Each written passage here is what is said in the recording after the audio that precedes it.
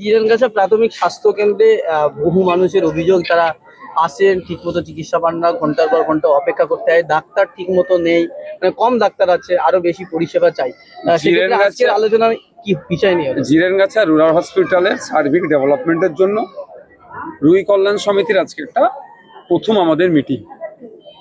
এখানে যেমন আমি বিধায়ক হিসাবে আছি, পঞ্চায়েত সমিতির সভাপতি এবং স্বাস্থ্য কর্মদক্ষ প্রধান ছিলেন, মানে যাদেরকে ডাকা হয়েছে, এবং যে পুলিশ স্টেশনের আন্ডারে পড়ছে তাদের প্রতিনিধি, একাধিক প্রতিনিধি মিলে ছিলেন। বেশ কিছু এই হসপিটালের ডেভেলপমেন্টের জন্য আলোচনা হয়েছে।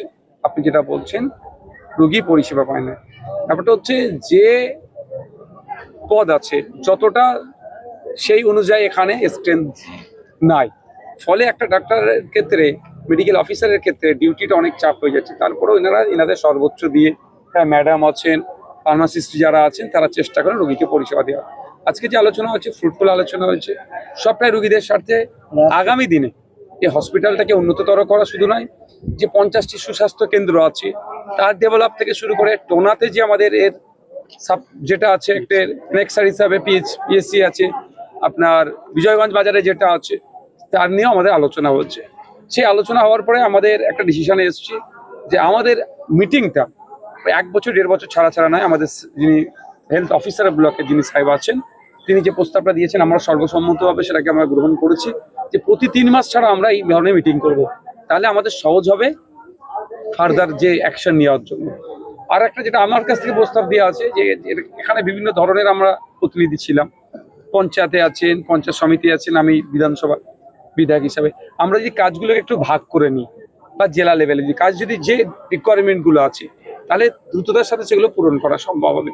আমরা একটা ছোট্ট উদাহরণ দিচ্ছি, টোনাতে যেটা আছে একটা ব্যাকআপ টিউবওয়েলের দরকার, নলকূপের দরকার। তাহলে ওটার জন্য যদি লোকাল পঞ্চায়েত প্রতিনিধি যিনি আছেন তিনি যদি ওটা দায়িত্ব নিয়ে নেন, তাহলে একটা রিকোয়ারমেন্ট কমলো, সহজে তাদের পূরণ হয়ে গেলো। এই ধরনের পাট করে আমরা এ করবো। তবে আমাদের যিনি অফিসার আছেন, হেলথ অফিসার সাহেবের সাথে আমি কথা বলে, আমাদের টিম যেটা কথা বলে, বা এরা যারা অ্যাসোসিয়েট আছে যারা কথা বলে, বুঝতে পারলাম যথেষ্ট তারা কোঅপারেটিভ।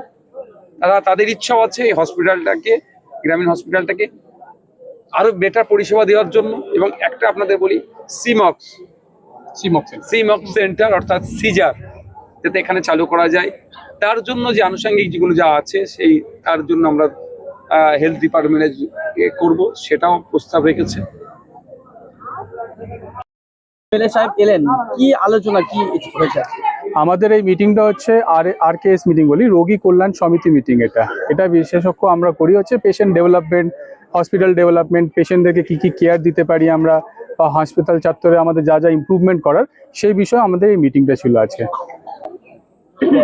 কি ইমপ্রুভমেন্ট ব্যাপারে কি সেটা আমাদের ডিসকাশন হয়েছে। আমরা অনেক বিষয়ে ডিসকাশন করেছি, কি আমরা ইমপ্রুভমেন্ট করব, সেটা আমরা আরো ইমপ্লিমেন্ট করব। এটা সাহেবকে আমাদের জানানো আছে, MLA সাহেবকে জানানো আছে, আমাদের প্রেসিডেন্ট সাহেব আছেন, পঞ্চায়েত কর্মাধ্যক্ষ ছিলেন, সবাইকে আমরা ডিসিশন নিয়েছি।